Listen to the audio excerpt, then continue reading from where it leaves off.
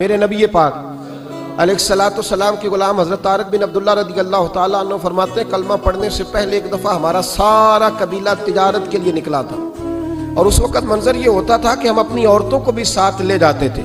6 مہینے سفر کرنا ہوتا تھا، اونٹ گھوڑے ہم بیچا کرتے تھے، عورتیں بھی ساتھ رہتی، کھاتے بھی پکاتے بھی۔ کہتے ہیں ایک سفر سے ہم واپس آ رہے تھے تو مدینے کے باہر صحرا میں ہم نے پڑاؤ کیا، اکیلے رسول پاک صلی اللہ، پھر ایک دفعہ پڑھیے گا، ایک دفعہ پھر کہیے گا صلی اللہ تعالی علیہ وسلم۔ کہتے ہیں نبی پاک تنہا اکیلے، حضور نہ سیر کرتے کرتے ہمارے قافلے کے پاس سے گزرے، خیمے لگے تھے، پڑاؤ کیا، محبوب تشریف لے آئے۔ کہتے ہیں حضور سید عالم صلی اللہ تعالی وسلم تشریف لائے، کوئی قبیلے میں سے قافلے میں سے حضور کو جانتا نہیں تھا۔ ایک سرخ رنگ کا اونٹ تھا ہمارے سردار کا جو بکنے سے رہ گیا تھا، بڑا خوبصورت۔ کہتے ہیں نبی پاک کو پسند آ گیا۔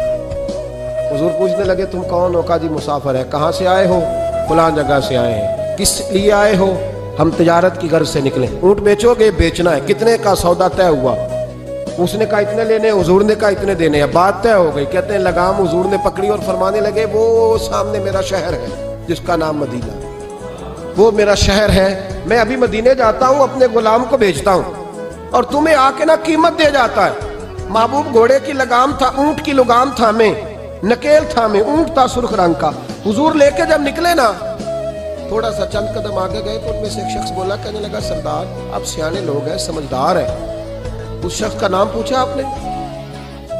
قبیلہ پوچھا ہے؟ ایڈریس کا پتہ ہے کہاں رہتا ہے؟ اتنا قیمتی اونٹ دے دیا۔ سردار بھی کہنے لگا، سارے کہنے لگے یار ان کی باتوں میں اتنی لذت تھی، ان کے گفتار و رفتار اتنی باوقار تھی، مزیدار تھی کہ ہوش ہی کوئی نہیں رہا۔ بھئی ہم پرانے تاجر ہیں، کبھی اس طرح کا سودا کیا ہی نہیں جس طرح کا آج ہو گیا۔ اوہو واقعی کچھ نہیں یاد رہا، کوئی سمجھ نہیں آئی۔ وہ ابھی نظر آ رہے، ایک آدمی دوڑ کے جاؤ، دوڑ کے اور جا کر کے نا ان سے کہو بڑی جائز بات ہے، وہ ناراض بھی نہیں ہوں گے۔ ان سے ایک شخص کہو کہ بھئی اونٹ دے جاؤ، پیسے لے آنا اور اپنا مال لے جانا، دوڑ کے جاؤ۔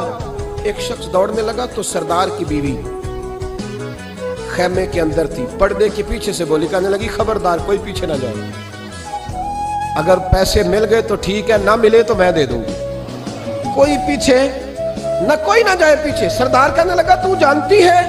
کہنے لگی نہیں۔ کہا گارنٹی کیوں دے رہی ہے؟ تو کہنے لگی تم نے ان کا چہرہ نہیں دیکھا؟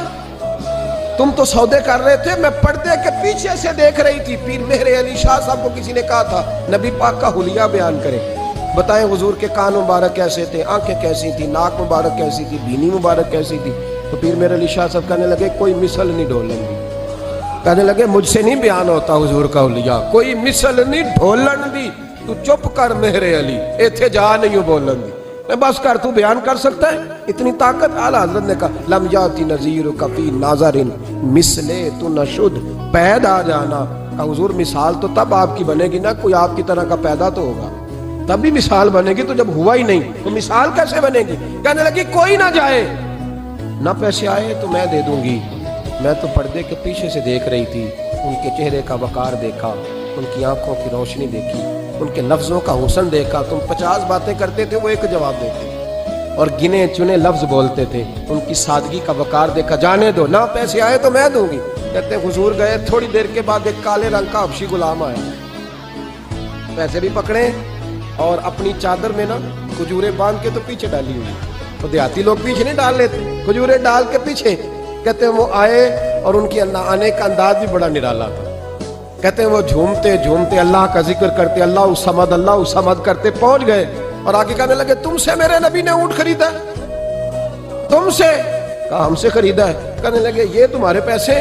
اور پھر چادر کھول کے صحرا پہ بچھا دی، کہنے لگے یہ تمہارے پیسے اور کھجوریں کھاؤ، میرے نبی نے تحفہ بھیجا ہے، کھاؤ، حضور نے تحفہ بھیجا ہے۔ تو وہ سردار کی بیوی اونٹ ہٹا کے کہنے لگی اور کالے رنگ کے حبشی غلام انہیں کھجوریں کھلا اور مجھے اس عزت والی ماں کا نام بتا جس کے گھر میں ایسا لال پیدا ہوا، انہیں کھجوریں کھلا اور مجھے اس عظمت والے باپ کا نام بتا جس کے گھر میں ایسا پھول کھلا ہے، وہ قبیلہ تو بتا تو صحیح، وہ کون تھے؟ 2 گھڑیاں رکے ہیں پر خوشبو ہی پھیل گئی ہے، رنگ ہی بدل گیا، تار کوئی مثل نہ ڈھولن دی، تو چپ کر مہر علی، ایتھے جہاں نہیں ہو بولن دی۔ حضرت طارق بن عبداللہ کہتے ہیں جناب بلال فرمانے لگے وہی تو اللہ کے آخری رسول ہے، وہی تو خاتم المرسلین ہے، وہی تو ہے جنہیں اللہ نے ساری انسانیت کے لیے نمونہ عمل بنایا۔ کہتے ہیں ہم اونٹ بیچنے گئے تھے پر سارے کا سارا قبیلہ ہی مسلمان ہو گیا۔